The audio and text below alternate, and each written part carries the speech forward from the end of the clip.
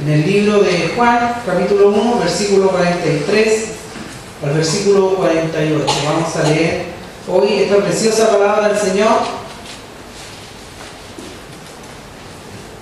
para poder conocer un poco de los misterios y los propósitos que Dios tiene muchas veces con el ser humano. Juan capítulo 1, versículo 43 al 48. Habiéndolo encontrado, vamos a darle lectura a la palabra del Señor. Libro de Juan, capítulo 1, versículo 43 al 48. Lo leemos en el nombre del Padre, del Hijo y del Espíritu Santo. Amén. El día siguiente, el siguiente día, quiso Jesús ir a Galilea y halló a Felipe y le dijo: sígueme. Y Felipe era de Betsaida, la ciudad de Andrés y Pedro. Felipe halló a Natanael y le dijo: hemos hallado a aquel a quien escribió Moisés en la ley, y así como los profetas, Jesús, el hijo de José de Nazaret. Versículo 46. Natanael le dijo: ¿de Nazaret puede salir algo bueno? Le dijo Felipe: ven y ve. Cuando Jesús vino a Natanael, se le acercaba, dijo de él: he aquí un verdadero israelita, en quien no hay engaño. Versículo 48, le dijo Natanael: ¿de dónde me conoces? Respondió Jesús y le dijo: antes que Felipe te llamara, cuando estabas debajo de la higuera, te vi. Demos la gloria al Señor. Gloria a Dios. Gloria a Dios. Gloria a Dios para siempre. Dios nos bendiga, hermanos. Amén. Hoy compartiremos esta palabra, hermanos. En este libro de Juan él era el discípulo amado del Señor. Y él se preocupó mucho, hermano, de poder enfrentar situaciones que ocurrieron en los tiempos de los apóstoles, cuando ya Jesús había partido de esta tierra. La historia comenta que hubieron personas que se levantaron con falsas doctrinas para tratar de destruir el camino de Jesucristo, el camino que él había trazado. Y de esa manera, hermanos, hubieron algunos lamentables, un poco la historia cuenta, hubieron ciertos estragos que trajo consigo, hermanos, que muchos se apartaran del verdadero camino. Por eso, cuando Juan comienza este libro, él hace ver, hermano, la persona de Jesucristo como el Verbo, que estaba presente desde el principio, desde mucho antes de la fundación del mundo, y que por medio de su presencia vino a tomar la persona de Jesús y estar en medio de la sociedad y mostrar el camino. Por lo tanto, hermanos, sin duda el ministerio que Jesús comienza, lo primero que nos debe llamar la atención, hermanos, es que no fue un ministerio o un camino forjado en los grandes reyes y gobernadores que existían en ese tiempo. Nada menos, hermanos, que tomó, por ejemplo, a varones como el versículo 35 en adelante. Tomó varones que eran poco cultos, eran del vulgo, vulgares. Eran hombres de pueblos como Betsaida, que era una tierra, una localidad no muy bien querida, era de poca reputación, de mala fama. Toma un varón llamado Pedro, hermano, un hombre pescador, un hombre que no tenía profesión alguna, era un hombre que se había criado en el mar y de eso vivía, pescador artesanal. Por lo tanto, hermanos, esta situación ocurre a tal punto, hermanos, que a muchos les empezó a llamar la atención de lo que estaba ocurriendo. Mientras otros pensaban que su gobierno iba a ser en base de grandes riquezas que la sociedad en ese tiempo le presentaba, Dios muestra otro propósito. Y es aquí, hermanos, donde viene a cumplir su palabra y a dar a entender la palabra del Señor de que Él no vino a buscar lo que estaba ya seguro, lo que estaba ya asegurado de alguna u otra manera. Vino a buscar lo que estaba perdido, lo que estaba olvidado, lo que por la sociedad ya no tenía valor alguno. Cristo vino a hacer de ello valor. Por eso, hermanos, llega a lugares muy tristes. Llega, por ejemplo, donde estos hombres que no eran profesionales de ese entonces, no eran personas de la aristocracia, no eran personas que gobernaban. Empezó de lo más bajo hacia arriba. Y ocurre, hermanos, que en medio de eso se encuentra con muchos personajes. Más adelante vemos como él entra a la ciudad de Samaria y se encuentra con una mujer samaritana. Una mujer que no tenía, según lo que relata la palabra del Señor, no tenía buenos comentarios de los hombres que ella había tenido. Pero Dios la perdonó, Dios la cambió y posteriormente fue una mujer que llevó a Samaria el Evangelio. Y muchas personas vinieron a Jesús por medio del mensaje de la samaritana. Por lo tanto, hermanos, encontramos aquí como Dios toma a varones como el caso de Pedro, y más aún le otorga un nombre. Hijo de Jonás era él, y le dice que se llamará Cefa, que quiere decir Pedro. Por lo tanto, hermanos, aún en medio de la condición que ellos se les podía presentar adversa, Jesús les otorga, los honra también colocándole nombre. Los honra con un nombre mucho más sobresaliente, mucho mayor.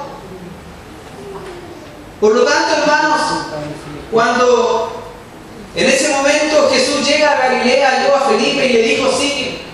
Algo muy diferente a otros. Jesús inmediatamente lo llama por su nombre y él le sigue. Otros habían llegado por recomendación, otros habían sido enviados por Juan el Bautista, pero en este caso Felipe es llamado por Cristo personalmente, directamente, y él le sigue. Pero nada menos, hermanos, que viene a su amigo, a un hombre que era un campesino llamado Natanael. No era un hombre de la ciudad, no era un hombre que vivía en una buena hacienda, era un hombre campesino. Era un hombre campesino como muchos otros judíos que en medio de sus siembras, en medio de sus tierras, tenían los olivos, tenían las higueras y tenían las vides, o sea, las parras, que representaban, hermano, la presencia de Dios para con ellos, representaban el fruto permanente para con ellos y representaba, hermano, en cierta manera la protección divina que siempre estaba en ellos. Los judíos, especialmente en sus campos, siempre mantenían estos tres frutos: los olivos, la higuera y las vides, las parras, que representaban para ellos algo muy especial, la cercanía para con Dios. Y ocupaban y aprovechaban sus ramadas con parritas,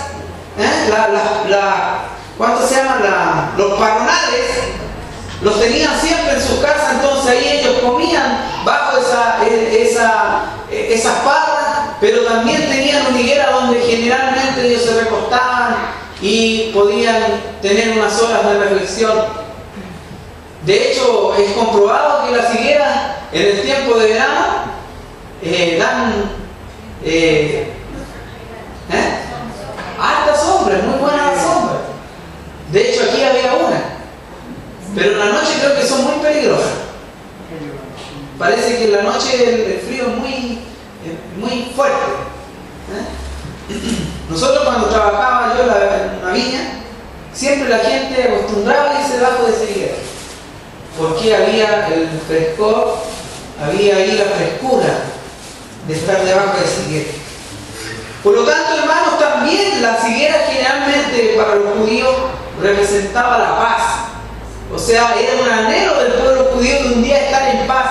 Y por lo tanto ellos mantenían esos frutos presentes para cuando llegara ese día de paz y ellos ellos estar debajo de una higuera, meditando en paz. Recordemos que en ese tiempo era un tiempo, hermanos, donde el imperio romano era el que los visitaba, y no los visitaba solamente para felicitarlos de ninguna manera, sino para cobrar impuestos y hacer consigo muchas veces destrucciones cuando no le obedecían o no hacían lo que ellos les mandaban. Por lo tanto, hermanos, cuando Felipe halló a Natanael, le dijo: hemos hallado a aquel de quien escribió Moisés en la ley, y así como los profetas, Jesús, el hijo de José de Nazaret. Lo primero, hermano, que da a conocer aquí Felipe, y reconoce, hermano, que bajo la Escritura se había cumplido algo muy importante. Bajo la ley de Moisés, o sea, el Pentateuco, los 5 libros de la Biblia, y lo que representaban ciertamente la ley de Moisés que había él heredado bajo aquella Escritura, se da a conocer, hermanos, que ahora se había cumplido bajo este hombre, este joven llamado Jesús, el hijo de José de Nazaret. Se había cumplido la promesa, que había llegado el Mesías, el ungido de Dios. Amén. Cuando hablaban de ungido, ellos hablaban de la característica que tenía similar a David y a Saúl, que ellos también fueron ungidos para ser hombres que hicieran la voluntad del Señor. Pero en esta ocasión, hermanos, ocurre algo muy particular. Natanael le dice: ¿de Nazaret? Hace una pregunta, él se hace una pregunta y dice: ¿de Nazaret? O sea, de ese pueblito que está bastante más lejos de nosotros, fuera de nuestra provincia, de aquel lugar. ¿De Nazaret puede salir algo bueno? No quiere decir, hermanos, que haya tenido una forma irónica o una forma malvada de quererlo decir. Pero sí se hace esta pregunta, hermanos: ¿de aquel pueblo pequeño puede salir algo bueno? ¿Y qué ocurre aquí, hermanos? Felipe le dice, ¿sabes qué? En otras palabras le dice: ¿sabes qué? Yo no voy a discutir esto contigo, que si salió de Nazaret o no. Ven y ve. Amén.